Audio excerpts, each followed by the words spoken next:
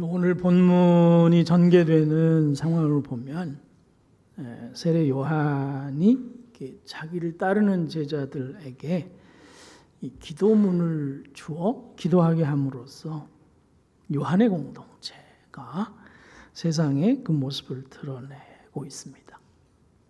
이러한 소식을 접한 예수의 제자들이 예수님께 요청을 합니다. 우리에게도 기도문을 주어 함께 기도하게 함으로써 세상에 예수의 공동체가 그 모습을 공적으로 드러나게 하시옵소서. 이 청원을 들은 예수님께서 제자들에게 소위 주기도문을 손에 들려주셨습니다. 이로써 우리는 주님께서 가르쳐 주신 주기도문을 가지고 기도하는 예수를 중심으로 한 새로운 공동체가 세상에 공적으로 출범하는 토대가 만들어지는 모습을 오늘 본문에서 보게 됩니다. 이 본문을 잘 이해하기 위해서 이 사건이 에스겔서 36장 16절 이하에서 전개된 특별한 역사적 상황을 소환하고 있다는 사실을 기억할 필요가 있겠습니다. 이스라엘은 여호와 하나님을 통해서 구원의 은총을 입은 백성이지요. 하나님 마음의 표현인 율법을 존중하며 열방의 빛으로 살아야 할 소명을 받은 백성이 됩니다. 그러나 그 은혜에 기초하여 율법의 중심을 파고들어 순종하는 삶을 살지 못하지요.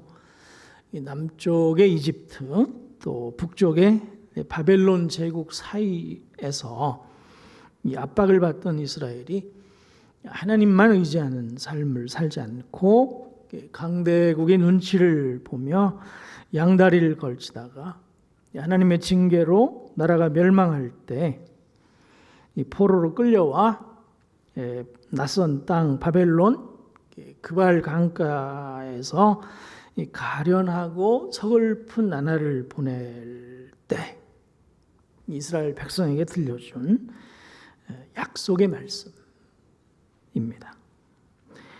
표신팔로 노예로 살아가던 이스라엘을 바닥에서부터 훑어 끌어안고 그들을 들어올려 당신의 심장에 품으심으로써 구원한 특별한 백성이었는데 역설적으로 그런 이스라엘로 말미암아 하나님의 영광스러운 이름이 이방 땅 한가운데 만천하에 욕된 이름으로 전락한 상황에서 들려진 말씀입니다.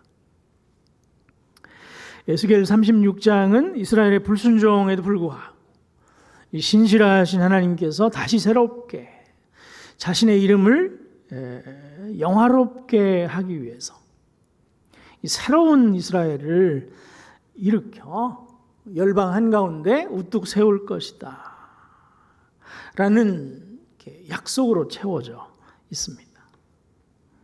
이방의 땅에서 더럽혀진 하나님의 이름을 다시 거룩하게 하기 위해서 일으켜 세울 새로운 백성과는 지금까지와는 다른 질적으로 새로운 관계를 맺으시겠다는 약속을 집중적으로 기록하고 있습니다.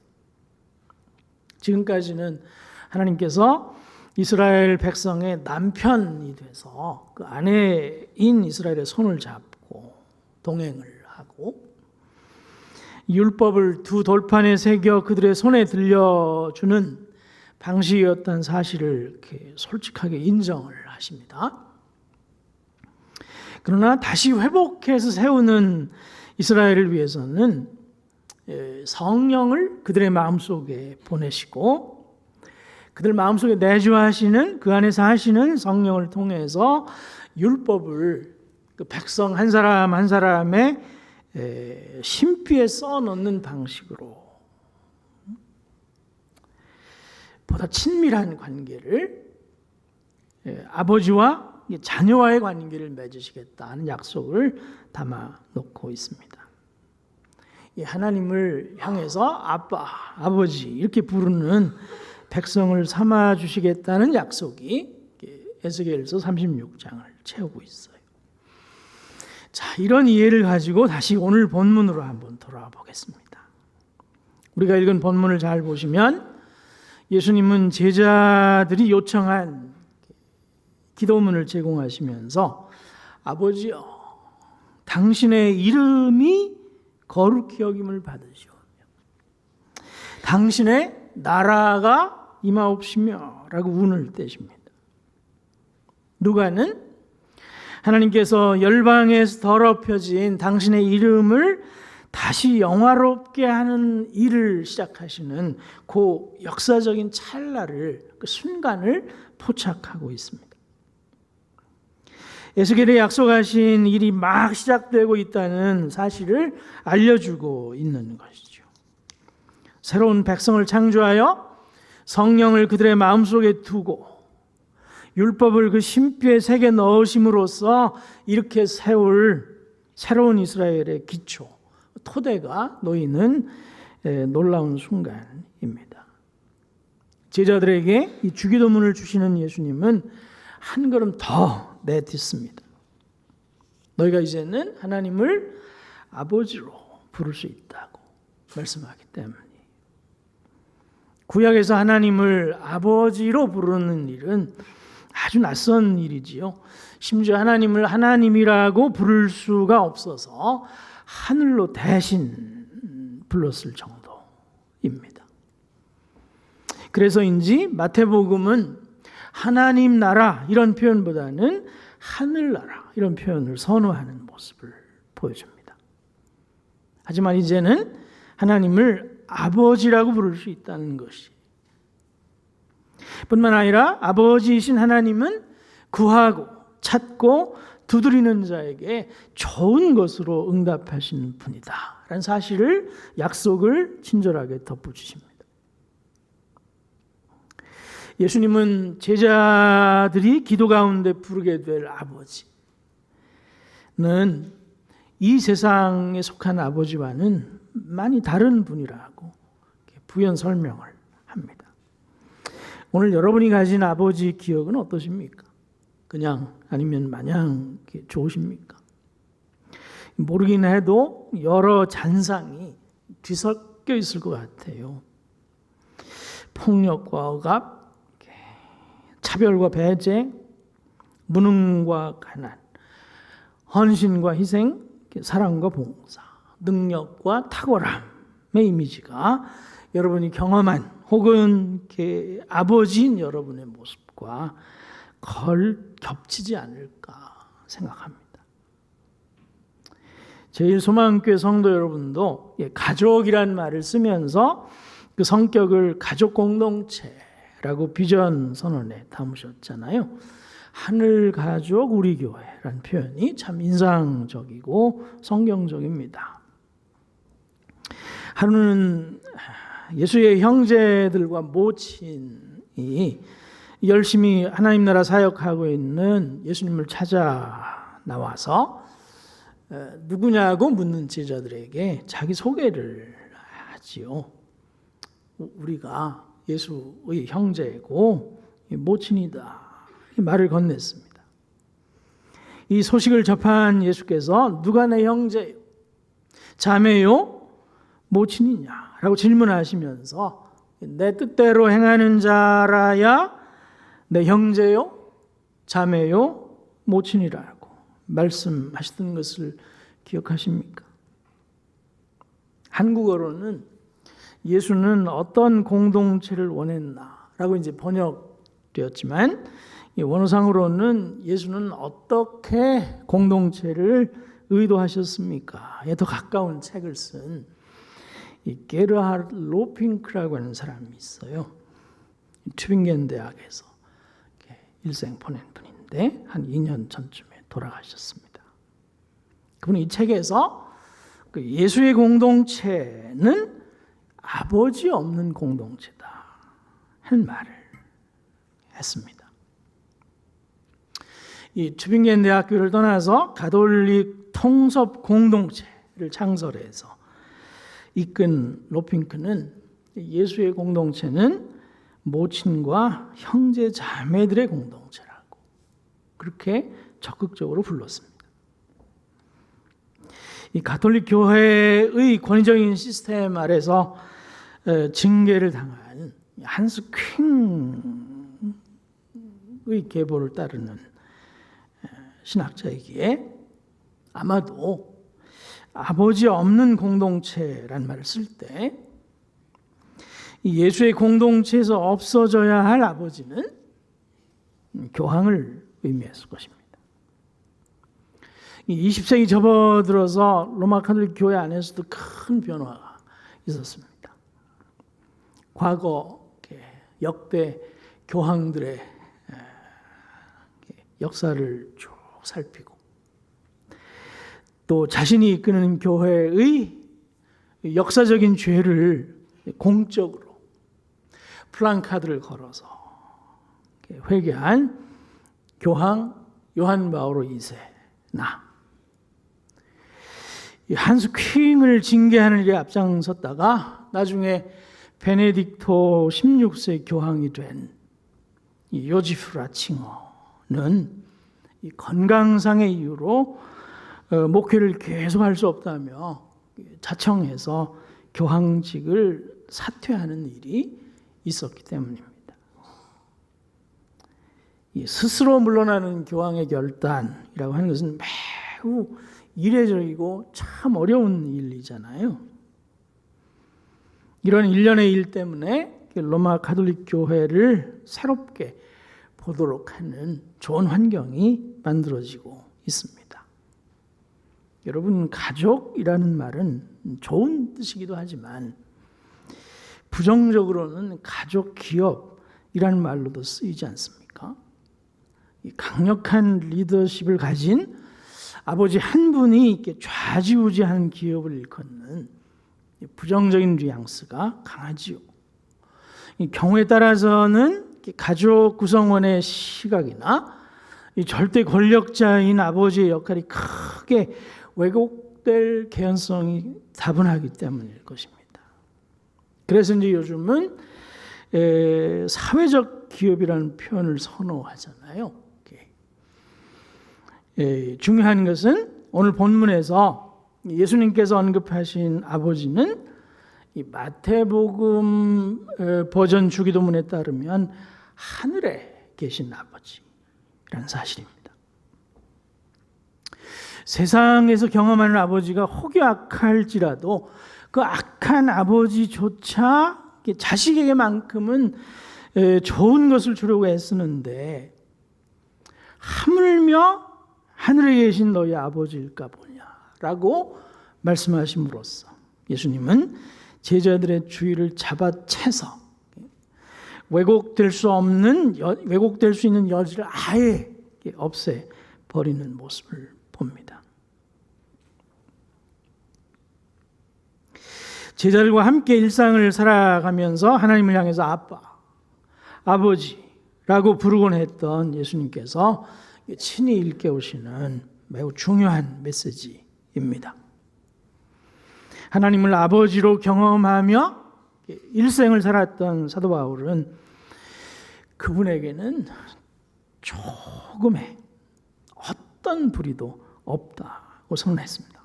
매를 맞고 굶주리고 이 세 차례에 걸친 전도 여행에 따른 관절염 때문에 온몸이 지끈지끈하고 옥에 갇히고 모욕을 당하고 자기가 세운 교회로부터 사도마저 라는 비난을 받을 때에도 아버지로서 하나님은 자신의 삶의 여전한 위로였음을 고백했습니다. 일생을 통해 관계를 맺었던 하나님에 대한 진솔한 자기 고백인 것입니다. 제자들의 기도에서 아버지로 불려진 그분은 이 그리스도 예수를 머리로 하여서 형성되는 종말의 공동체, 이 교회의 초석이 되는 제자들에게 좋은 것을 주시려고 선한 본성을 따라서 애절함으로 애쓰시는 분입니다. 오늘 본문에서 친구 비유에 등장하는 빵을 내주는 친구, 선한 본성을 따라 군말 없이 일어나 떡을 내주는 그분이 바로 주기도문 속에 등장하는 하늘에 계신 아버지입니다.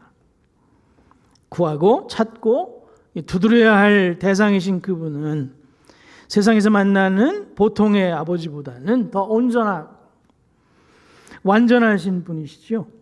오늘날은 하늘에 드론을 띄운 상태에서 전체 그림을 먼저 파악하고 전쟁을 수행하거나 하늘 높은 궤도에 인공위성을 띄워서 지상에서 일어난 일을 살피며 일상이 영웅이 되도록 하는 이 전지적 관점을 장착한 세상을 살아가고 있습니다. 이 주기도문 속에 등장하는 하나님은 하늘에 계신 아버지입니다. 더 온전하고 더 완전한 관점을 가진 분이지요. 그분은 구하고 찾고 두드리는, 우리말 번역에서처럼 강청하는 수고를 따라서 보상하는 분일까요? 아니에요. 강청함이라고 한 말은 명예 이렇게 바꿔 있는 것이 훨씬 더 좋습니다. 하나님은 구하고 찾고 두드리는 자에게 자신의 이름 때문에, 자신의 명예 때문에, 당신의 이름의 영광을 위해서 저와 여러분을, 자기 백성을 의로운 길로 인도하시는 분이시죠. 강청함을 인해서 움직여지는 분이 아니에요. 자신의 명예를 인해서 일하시는 분이십니다. 여러분, 강청함으로 치자면 이 갈멜산의 바알과 아스라의 선지자만큼 하겠습니까?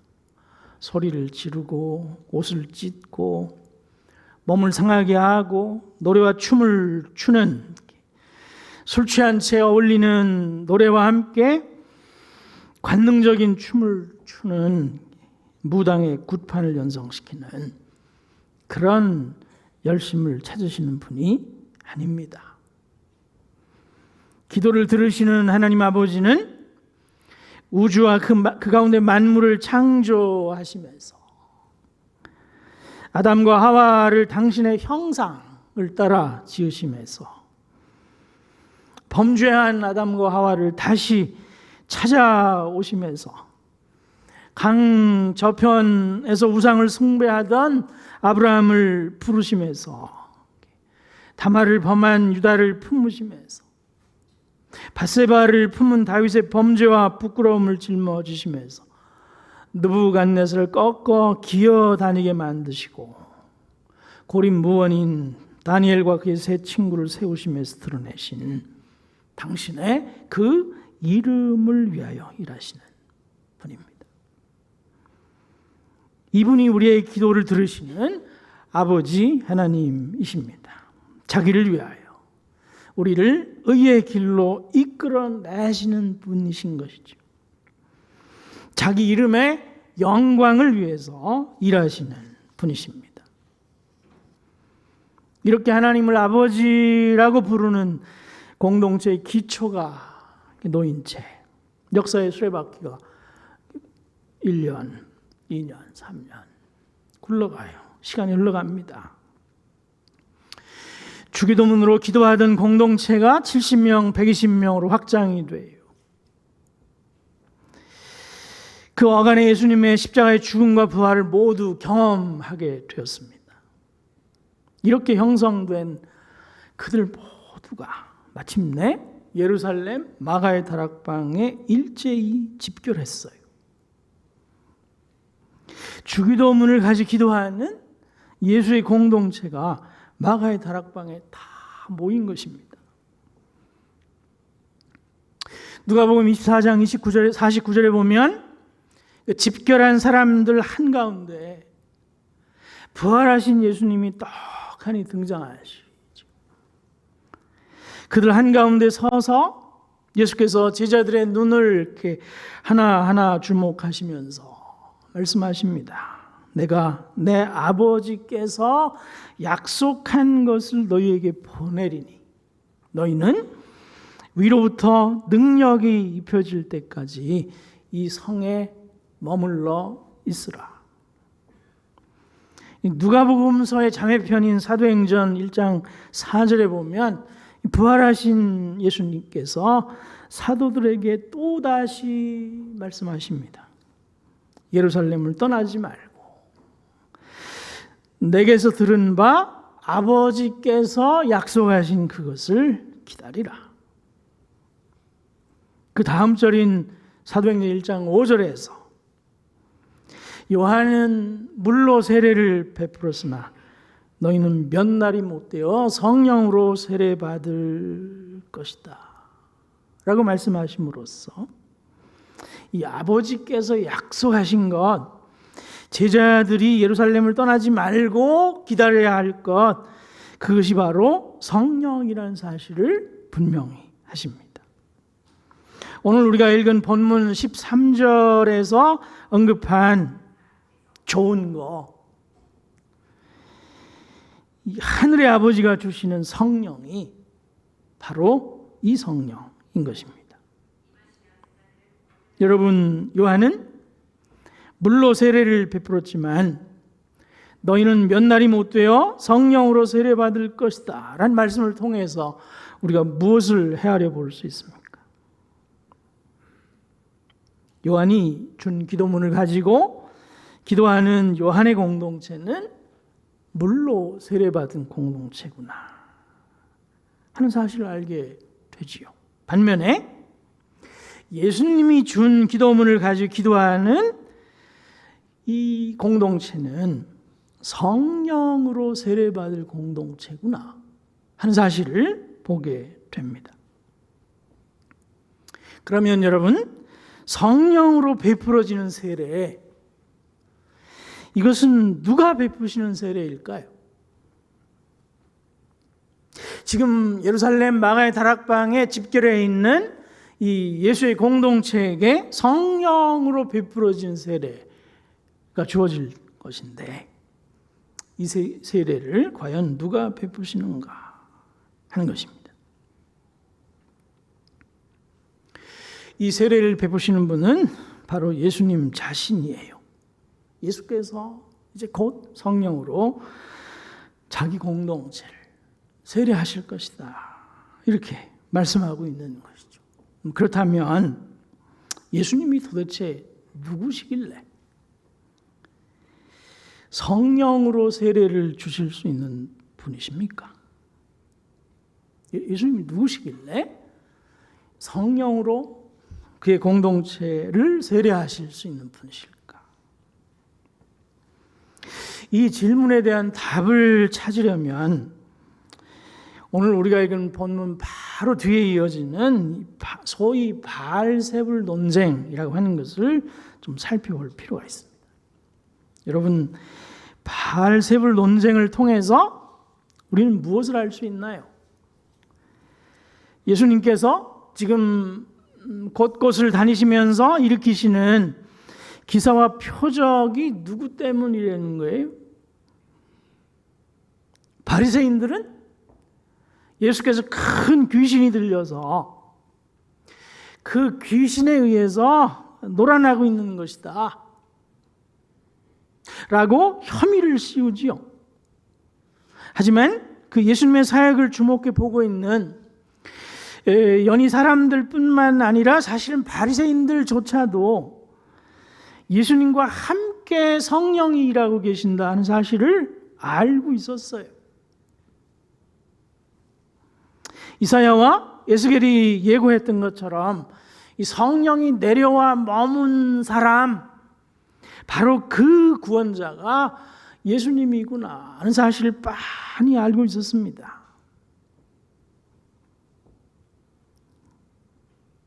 요한복음 7장 38절에서 요한은 예수와 함께 일하시는 성령을 가리켜서 예수님의 뱃속에 계신다 이런 흥미로운 표현을 썼습니다. 저와 여러분의 죄를 짊어진 무죄한 종말론적인 구원자가 되시는 예수님은 그 뱃속에 성령을 모시고 사는 분이라는 말이에요. 성령께서 예수님의 뱃속에 계신 거예요. 한량없이 기름 붓듯 성령께서 예수님의 뱃속을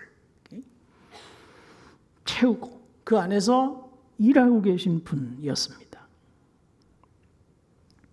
예수님은 자기 뱃속에 사시는 그 성령의 능력을 줬자 그 배 깊은 곳에 사시는 성령의 능력을 줬자 놀라운 구원 사역을 일으키고 있었던 것입니다. 그럼에도 불구하고 아버지께서 자기 백성에게 주시겠다 약속한 성령은 아직 제자들의 뱃속에는 있지 않아요. 이 예수님의 뱃속에 계신 성령이 제자들의 뱃속으로 들어와야 되는데 이것이 하나님을 아빠 아버지라고 부를 백성이 누려야 할 새로운 약속인데 그런데 아직 성령이 제자들 뱃속에 들어와서 일하지 않는 거예요. 요한은 예수님의 뱃속에만 계시고 아직 제자들의 뱃속에 주어지지 않은 이유를 예수님이 아직 영광을 얻지 못했기 때문이다 라고 밝힙니다. 달리 말하면 예수님이 영광을 얻으셔야만 예수님의 뱃속에 계신 성령께서 예수의 배를 터뜨리고 마치 생수의 강이 터져나오는 것처럼 터져나와 제자들의 뱃속으로 흘러 들어갈 수 있다는 말입니다. 그렇다면 이 요한이 언급하고 있는 영광은 무엇일까요? 십자가와 부활입니다. 십자가와 부활로 예수께서 영광에 이르러야만 성령이 예수의 배를 터뜨리고 제자들의 뱃속으로 쏟아 부어질 수 있기 때문이에요. 여러분, 예수님의 배는 언제 터졌습니까? 십자가에서 심장마비로 돌아가시고 1시간쯤 지난 후 로마 군인이 예수님께서 죽었나 싶어서 창을 들고 예수님의 옆구리를 깊이 찌르잖아요. 심장마비로 죽은 후 1시간 정도 지나고 나면 이 적혈과 물이 분리된다고 합니다. 그 상태에서 옆구리를 찌른 거예요. 뭐가 흘러나왔습니까? 물과 피가 흘러나왔습니다. 십자가에 달린 예수님의 배가 터졌다 하는 것은 그분이 죽으셨다는 증거입니다. 지난주에 예수 죽음의 의미가 저와 여러분의 죄, 베드로와 요한과 야고보의 죄, 바울의 죄값을 대신 갚아주시는 것이라고 했잖아요. 성령은 왜 제자들의 마음에 오시지 못하고 예수님의 뱃속에만 계셨을까요? 구속 사역이 아직 완결되지 않았기 때문입니다.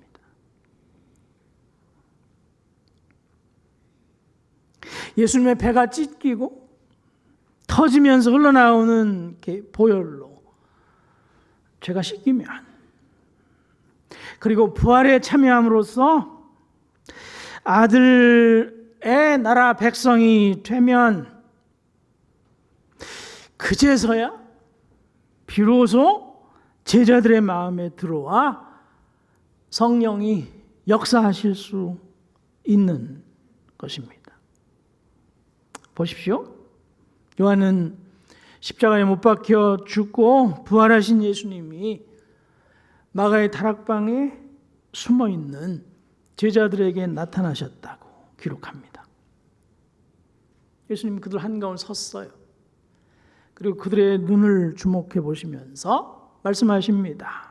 숨을 내쉬며 가라사대 성령을 받으라.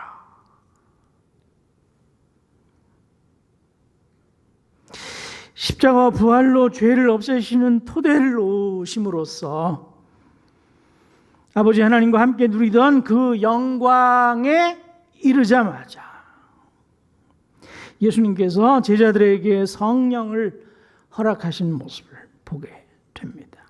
예수의 배를 터뜨리고 성령이 제자들의 뱃속으로 쏟아져 들어가는 것입니다.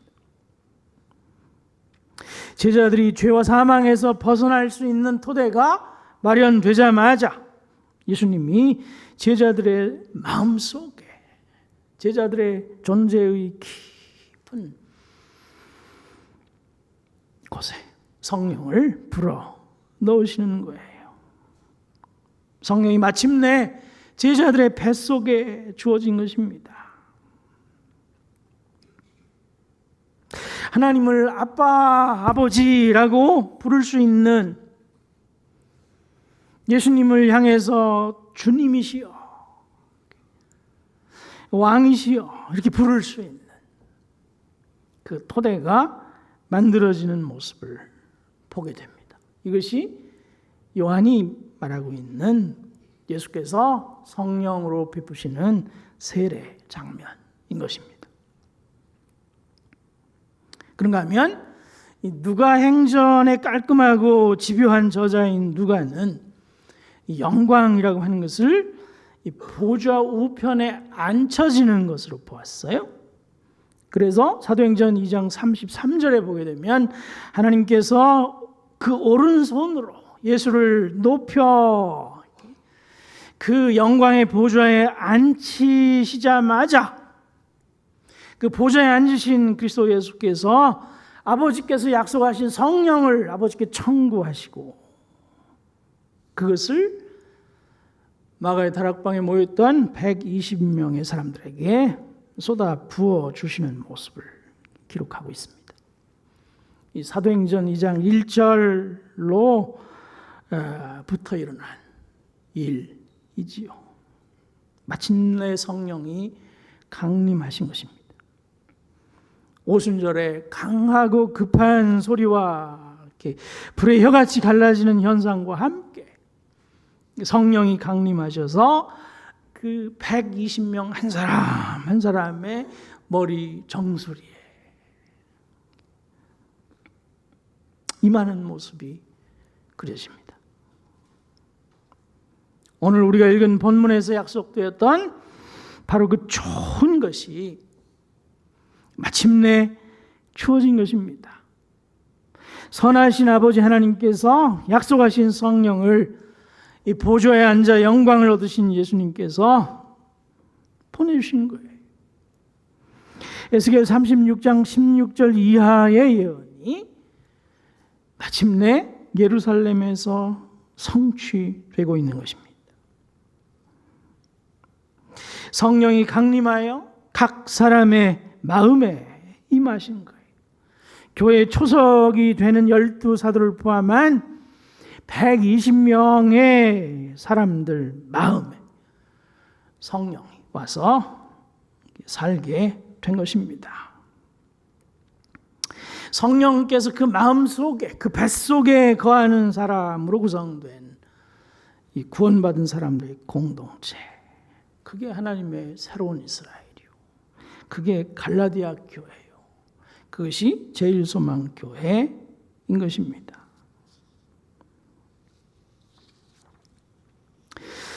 이스라엘 민족을 내포하지만 열방을 향하여 개방된 이 종말론적인 구원의 새 백성이 창조된 거예요. 사도행전 1장 5절의 약속대로 성령으로 세례받은 것입니다. 이 사도 바울의 고백처럼 성령으로 세례받은 결과 그리스도 예수의 몸이 된 거예요. 몸의 지체들이 머리가 되신 예수님을 향해서 주님 이렇게 부를 수 있는 것은, 왕이시여 다스리시옵소서 이렇게 말할 수 있는 것은 성령으로 아니하고는 할 수 없는 고백이에요.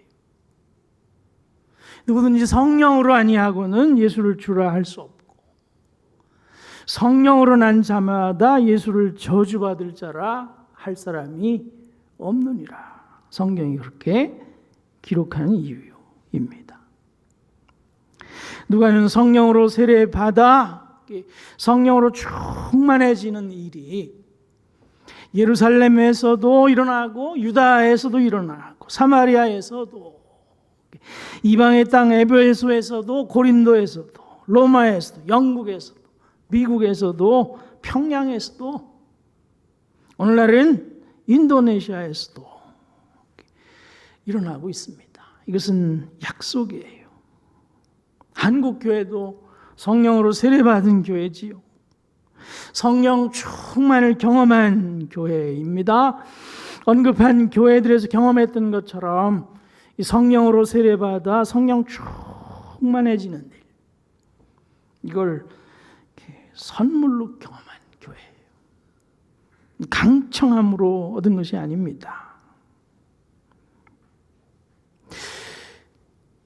아버지 하나님께서 자신의 독생자를 내어주심으로써 그 십자가로 우리의 죄를 도말하시고 부활로 확정된 의와 생명을 자격 없는 저와 여러분들에게 선물로 주심으로써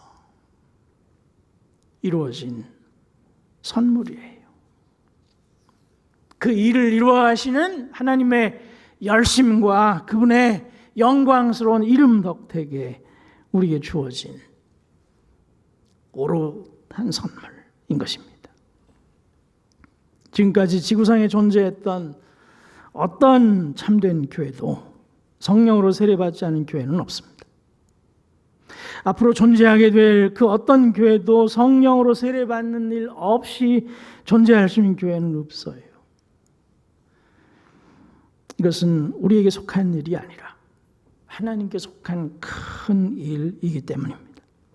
이 근원적인 경험을 가진 경험을 고린도 교회도 했고 데살로니가 교회도 했고 에베소 교회도 했고 예수의 형제 야고보가 목회하는 예루살렘 교회도 했습니다. 제일 소망 교회도 예수님께서 베푸시는 성령으로 세례받아 성령 충만함을 경험한 교회입니다. 그래서 예배 중에 우리가 예수님을 향해서 주여 왕이시여 다스리시옵소서 고백할 수 있는 겁니다. 공간복음서 이후 시대에, 그러니까 사도행전 시대를 살아가는 저나 여러분 같은 그리스도인들은 오늘 우리가 읽은 본문 말씀을 가지고 자꾸 오해하면 안 돼요. 찾고 구하고 두드리면 성령을 또다시 받을 수 있어 라고 너무 쉽게 생각하시면 안 됩니다. 복음서, 공간 복음서는 기본적으로 구원의 역사가 성육신에서 시작돼서 십자가와 부활과 승천으로 이렇게 펼쳐지고 전개되는 과정 속에 있지요. 하지만 저나 여러분은 이미 구원 역사가 성취된 시점에 서서 살고 목회하고 있습니다. 달리 표현하면 약속하신 성령을 우리가 이미 받았어요. 누가복음 11장의 약속이 이미 우리 가운데 실현되어 있습니다. 그리스도 예수를 머리로 한 교회의 지체인 우리에게 더 중요한 문제는 성령으로 세례받읍시다 있지 않습니다. 혹은 또다시 한 번 더 성령으로 세례받자 그런 것도 아니에요. 우리의 처절한 질문은 성령으로 세례받은 교회로 살고 있느냐 하는 겁니다. 정말 성령을 흠뻑 마시며 그 뱃속에서 요동하시는 성령을 경험하며 살아가고 있느냐, 정말 성령 충만한 교회로 서 있느냐 하는 이 질문이 우리 가운데 있어야 할 것입니다. 성령을 마음에 모시고 성령을 우리 뱃속 깊은 곳에 자리하게 하고 그 성령을 통해서 하나님을 마음 깊은 곳으로부터 아빠, 아버지라고 부르며 예수님을 바라보고 예수의 주되심, 그가 우리를 죄와 사망에서 건져내심, 나를 주관하고 계심, 이것을 일상 속에서 정말 고백하고 살아가고 있는가? 이것이 우리의 질문이 되어야 할 것입니다. 성령으로 세례받았다고, 성령을 마셨다고, 심지어는 지금도 성령께서 우리 안에 계시면서 계속해서 충만하게 마실 수 있도록 자기를 이렇게 열고 우리를 바라보고 계신다고 입술이 터지도록 외치고 있지만은, 여러분 교회 현실은 어떻습니까? 에베소서 4장에 우리 안에 계신 성령께서 근심하고 계신다고 말하지 않습니까? 이게 성령 세례 받은 에베소 교회 현실이에요. 로마 교회에 보낸 편지에서 하나님을 향해 아빠, 아버지라고 불러야 할, 그리고 그 아버지를 향해서 마땅히 드려야 할 기도를 드려야 함에도 불구하고 하나님께서 원치 않는 기도를 계속해서 빌고 있는 그런 성도들 때문에 성령이 답답해서 탄식하고 계신다고 말하지 않습니까? 이게 로마 교회 현실이에요. 성령 세례 받은 로마 교회 현실이 이렇습니다. 성령으로 세례 받은 예루살렘 교회는 형편이 어떻습니까? 성령께서 마음속에 살고 있는 그리스도인은 마땅히 하늘에 속한 신령한 지혜를 따라서 살아야 하는데 여전히 정욕적이고 세상적이고 마귀적인 가치에 붙어서 먹고 살고 있지 않느냐고. 그래서 성령께 질투하고 계신다고 하지 않습니까? 왜 자꾸 그쪽으로 붙어가냐고, 이쪽으로 좀 오라고. 성령께서 질투심에 사로잡혀 말씀하고 있다는 것입니다. 성령으로 세례받아 큰 능력과 확신으로 그리스도 예수와의 사귐이 시작되었던 데살로니가 교회를 향해서 성령께서 여러분 안에 활활 타오르는 불처럼 일하시고 싶어 하시는데 왜 여러분은 자꾸 성령의 불꽃을 꺼뜨리고 있냐고. 왜 그러냐고. 성령으로 세례받아 유대인과 이방인, 자유자와 종이 성령을 마심으로써 그리스도를 머리로 한 몸이 되었음에도 불구하고 여전히 분쟁과 분열의 위기를 경험하는 교회가 고린도 교회이지 않습니까? 이런 현실을 거꾸로 보면 하나님께서 이방의 땅 한복판에서 내팽개쳐진 당신의 이름의 거룩함을 회복하기 위해서 성령의 내주를 갖고 신비의 율법을 새기며 살아갈 수 있는 새로운 공동체인 교회를 세워놨는데 왜 아직도 서로 다투고 분노하는 마음을 품어 적대함으로써 하나님의 그 영광스러운 이름을 다시 땅에 자꾸 떨어뜨리느냐고 근심하시면서 에베소 교회에 문을 놓고 하고 계신 겁니다. 성령 안에서 기도하며 주님의 마음을 깊이 헤아리며 순종하는 사람이 되라고 성령을 선물로 주고 구원의 백성으로 인치고 종말론적인 승리를 약속해 주었는데 도대체 왜 율법이 금한 일을 하고 그것을 위해 심지어 드려서는 안 되는 기도까지 하면서 성령을 거스리는 삶을 살고 그러냐고. 로마 교회를 향해서 외치시는 성령님의 음성이 들리지 않으십니까? 일상을 살아가면서 또한 교회 생활을 하면서 세상적인 정력적인 마귀적인 가치관을 따라서 대화하고 인간관계를 맺고 그런 일에 심취해 세상에 푹 빠져 살지 말라고, 신령하고 지혜롭고 하늘에 속한 가치관을 따라 예수를 주라고 고백하는 삶을 이 자본주의 세상에 살아야 한다고. 이게 하나님의 새로운 이스라엘로 살아야 할 예루살렘 교회의 삶이라고 말씀하시는 성령님의 몸부림이 느껴지십니까? 악은 모양조차도 버리고 선은 어떤 희생을 치르더라도 선택하는 삶을 살아가라고 성도에게 강단에서 매 주일 하나님 말씀을 반복해서 외치곤 하는데, 도대체 왜 선택하는 족족 악한 삶을 선택하고 있냐고 데살로니가 교회를 책망하시는 성령님의 음성이 들리지 않으십니까?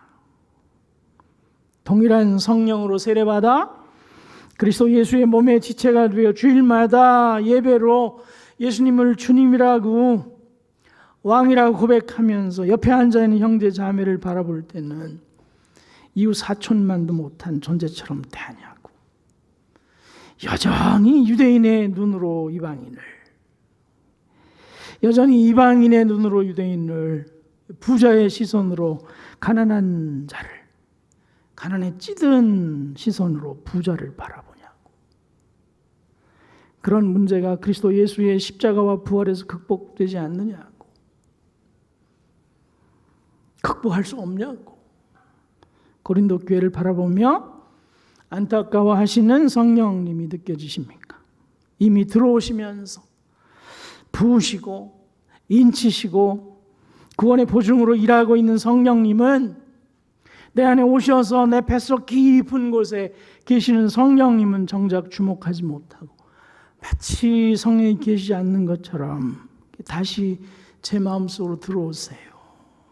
기도하는, 어처구니 없는 기도나 반복하고 있냐고. 한국 교회를 향해서 고개를 갸웃거리시는, 그리고 눈을 치켜 뜨고 계신 성령님의 모습이 보이지 않으십니까? 경제적으로 암흑했던, 맹장으로도 죽어야만 했던 특수한 시대를 우리가 60, 70년대에 살았잖아요. 그때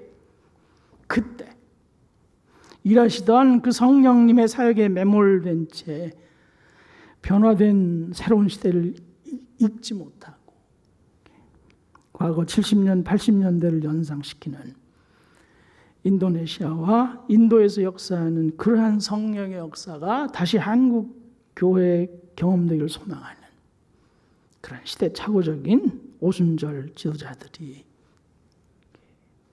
활동하는 한국 교회를 향해서 탄식하시는 성령님의 수고를 우리가 주목해 볼 필요가 있습니다. 요즘 주목받는 표현이 하나 있어요. Sensing the divine 이라고 하는 표현입니다. 성령을 온 몸으로 경험하라, 그런 말입니다. 맞아요. 우리가 살면서 성령을 온 몸으로 경험하는 일이 필요합니다. 이미 오셔서 내 존재 깊은 곳에 계시며 내 영혼과 함께 우리가 하나님의 자녀임을 이렇게 일깨우시고, 우리의 연약함과 우리의 부족함과 우리의 실수와 우리의 허물에도 불구하고 우리 영혼을 들어 올려서 하나님을 향해서 입술을 열고 아빠, 아버지라고 부를 용기를 주시는 성령님을 실존의 깊은 곳에서 더 가깝게 느끼고 경험할 필요가 있어요. 말을 막 쏟아내기 전에 내 깊은 곳에 계시는 성령님을 부르는 겁니다. 그 성령께서 우리의 마음을 움직이실 때 여러분의 눈에 숨겨진 나, 남편의 눈에 맺히지 않는 나, 아내의 시야에 잡히지 않는 나, 자녀들의 눈에 발견되지 않는 나, 자녀들의 마음속에 맺혀진 내 모습, 목사의 눈에 보이지 않는 성도, 성도의 눈에 보이지 않는 목사,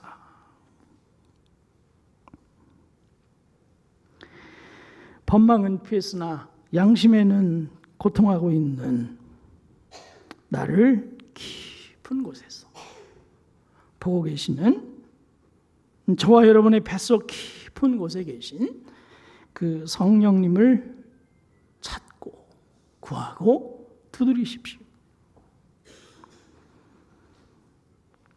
반복되는 일상의 회개를 넘어 하나님의 성품에 참여하고자 하는 열심은 있는지, 패배적인 자책을 넘어서 양심을 일으켜 세우려고 하는 간절함을 잃지는 않았는지, 나의 수고와 열심은 과연 하늘 아버지를 향하고 있는 것인지, 집을 나서면서부터 다시 들어올 때까지 곳곳을 지켜보는 카메라의 시선을 넘어서 사시고 참되신 하나님을 향해서 마음이 정돈되어 있는지, 우리 마음 구석구석을 다시 살펴볼 필요가 있습니다. 거룩하신 하나님의 명예를 이렇게 깊이 주목하고 성령님의 인도를 느낄 때, 성령을 이렇게 몸으로 경험할 때, 어쩌면 우리는 예수님과 나란히 서서 하늘에 계신 우리 아버지요, 아버지의 이름이 거룩히 여김을 받으시오며 아버지의 나라가 임하옵시며 아버지의 뜻이 하늘에서처럼 이곳 땅에서도 이루어지소서 라고 기도하는 자리에 서게 되지 않을까요? 인간의 죄를 자신과 동일시하심으로써 십자가에서 매달리신 예수님을 따라 우리도 우리의 죄와 나를 동일시하고 우리 이웃의 죄와 나를 동일시하고 함께 용서를 구하며 치유를 모색하는 자리에 서게 되지 않을까요? 옆에 앉아있는 지체가 가진 삶의 면면을 끌어안고 기도하며 그 지체의 필요를 공감하고 삶을 함께 세워가는 선한 능력을 회복할 수 있지 않을까요? 돌이켜야 합니다. 돌이켜 성령에 충만해지는 일을 구할 필요가 있어요. 하나님의 명예를 다시 새롭게 인식할 필요가 있어요. 성령을 마음에 모시고 율법을 그 심비에 새겨 율법의 중심을 성취하는 삶이 실현되도록 우리의 삶을 내어드릴 필요가 있습니다. 제일소망교회에 속한 성도들이 서기관과 바리새인보다 더 온전한 삶을 살아냄으로써 지역의 주민들이 하늘의 아버지 하나님께서 제일소망교회 안에 사심을 보고 옷깃을 여미며 하나님을 만나기 위해 제일소망교회로 나오는 일이 일어나도록 엎드릴 필요가 있습니다. 로마 교회를 보고 탄식하신 성령님께서 제일소망교회를 보고 기뻐하실 수도 있지 않을까요? 에베소 교회를 보고 근심하시는 성령께서 제일소망교회를 보고 웃으실 수도 있지 않을까요? 예루살렘 교회를 보며 질투하시는 성령께서 제일소망교회를 보며 사랑으로 더 가까이 다가오실 수 있지 않을까요?